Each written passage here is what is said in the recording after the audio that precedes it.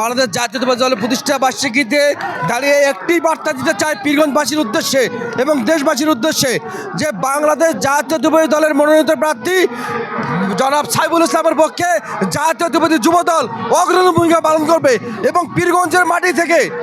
দিয়ে ভোট দিয়ে তারা প্রমাণ করে দেবে পীরগঞ্জের মাটি বিএনপির ঘাঁটি, পীরগঞ্জের মাটি ধানের শীষের ঘাঁটি, পীরগঞ্জের মাটি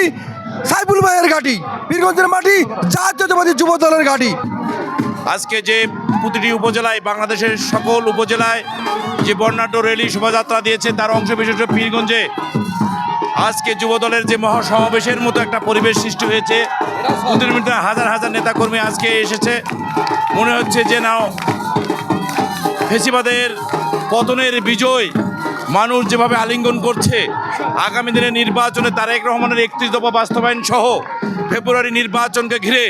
মানুষের মধ্যে যে শ্বাস রব উঠেছে পীরগঞ্জের মাটিতে ধানের শীষের বিজয় সুনিশ্চিত করার, তারই একটি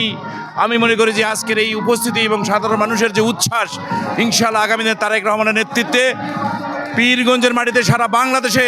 ধানের শীষের জোয়ার এবং বিজয় সুনিশ্চিত হবে ইনশাআল্লাহ। পীরগঞ্জ রংপুরের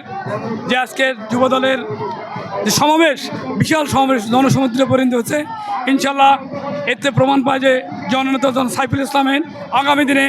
অবশ্যই এখানে বিপুল ভোটে বিজয় হবে, তার এটা লক্ষণ পাওয়া যাচ্ছে। আমরা সেজন্য আমরা বাংলাদেশ জাতীয় যুবদলকে